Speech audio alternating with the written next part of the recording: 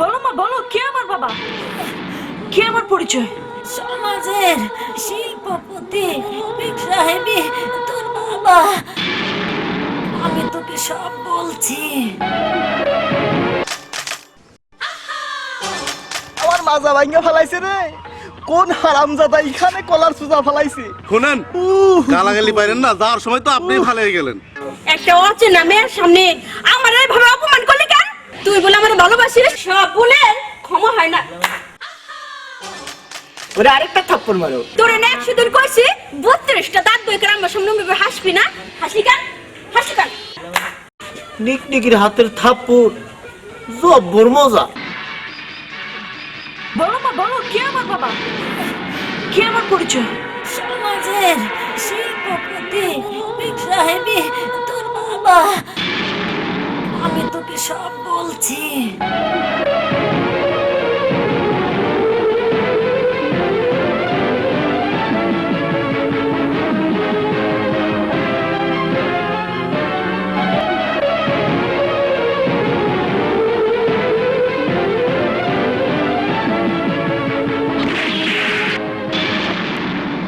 তুমি আমাকে এতদিন বলনি কেন মা?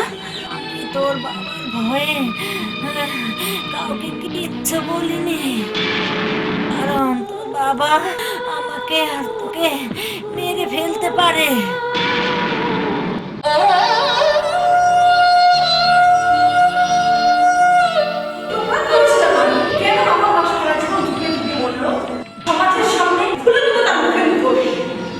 যদি আমি রবীন্দ্র চৌধুরীর সামনে যাই দাঁড়াই, যদি বলি আমি আপনার মেয়ে, হয়তো আমার মা মতো আমাকে ফোন করার চেষ্টা করবে। তাই শুধু শুধু কাজের মেয়ে হয়ে ওই বাড়িতে ঢুকলাম।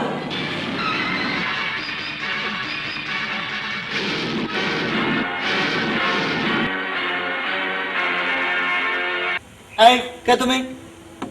কে তুমি? সুলতানা।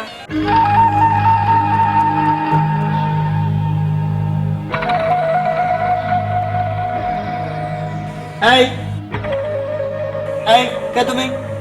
সুলতানা, তুমি সুলতানা, তাই এইখানে কি চাই? আমার একটা কাজের দরকার, বাড়ির সব কাজ করতে এই শামসু, এটা এটা কি রে? আমার একটা কাজের দরকার।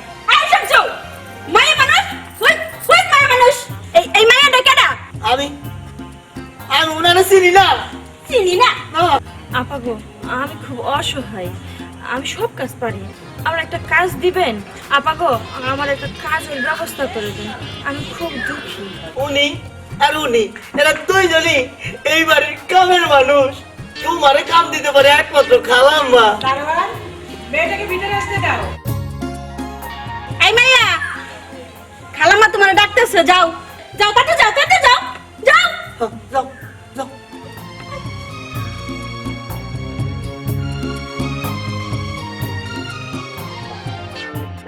একটা অচেনা মেয়ের সামনে আমার এইভাবে অপমান করলি কেন? তুই বলে আমার ভালোবাসিস। আর ভুল হবে না নিকনিকি, আমার ক্ষমা করে দাও নিকনিকি। সব বলে ক্ষমা হয় না। ওরে আরেকটা থাপ্পড় মারো, খুব ভালো করেছো। তোরে না 100 দিন কইছি 32টা দাঁত বই করে আমার সামনে মেয়ে হাসবি না। হাসি কেন, হাসি কেন? শোন, আমি সব সহ্য করতে পারি, কিন্তু 32টা দাঁত বই করে হাসলে আমি সহ্য করতে পারি না। নিকনিকির হাতের থাপ্পড় জব্বর মজা। শোনো, সব কাজ দেখে শুনে করবে। আমার বাড়িতে তেমন কোনো কাজ নেই, যে কাজ আছে নিকনিকি একাই 100। তারপরে তোমাকে রাখলাম নিকনিকিকে সহযোগিতা করবার জন্য। কি ব্যাপার, তোমরা কার সাথে কথা বলছো?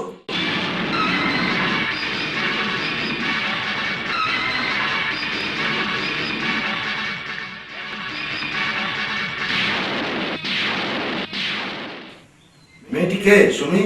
বাবা, বাড়িতে না নতুন কাজের মেয়ে রাখলাম, মেয়েটি না খুব অসহায়।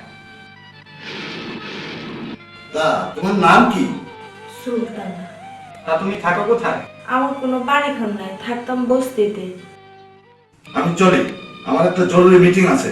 এই চল।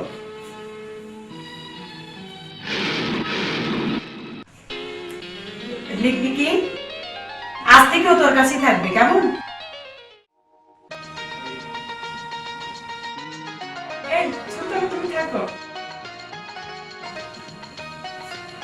এই আসো আসো, ঘরের ভিতরে আসো। এইটা আমার ঘর, এই ঘরে না আমি থাকি। শোনো, এরা না খুব ভালো মানুষ। আর খালাম্মার কথায় কি কব, সে তো আজানের ভিতরে একটা। সুমি আপা, শিমুল ভাই, খালু জান খুব ভালো মানুষ। সে যে অনেক ভালো মানুষ তারে দেখলেই বোঝা যায়। আচ্ছা, এই বাড়িতে আর কে কে থাকে? থাকে শামসু, সামদানি, ওরা না আমার ভালোবাসার মানুষ। ওরা না দুইজনই আমার ভালোবাসে। আর জানো, ওরা দুইজনে আমার বিয়ে করতে চায়। এই বাড়িতে আর দুইজন মানুষ থাকে। একজন হলো সাইফুল ভাই, আরেকজন হচ্ছে বকাটে মামা। বকাটে মামা আবার কে? সেই খালাম্মার মামা তো ভাই। তার না ও স্বভাব চরিত্র মোটেও ভালো না। লুচ্চে কমিটির সভাপতি, দেখতে না কেমন লুচ্চে লুচ্চে। আমার মাজা ভাঙ্গা ফেলাইছে রে, কোন হারামজাদা এখানে কলার সুজা ফেলাইছে। শুনেন, গালাগালি পাইলেন না, যাওয়ার সময় তো আপনি ভালো হয়ে গেলেন। আমি কলার সুজা ফেলাই গেছি?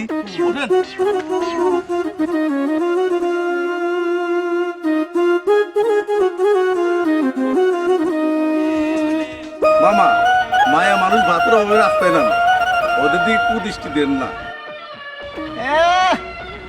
খুব হাতে শিখা গেছো, মায়ের আর নাকের বাসি ভাঙ্গা ফেলাবো।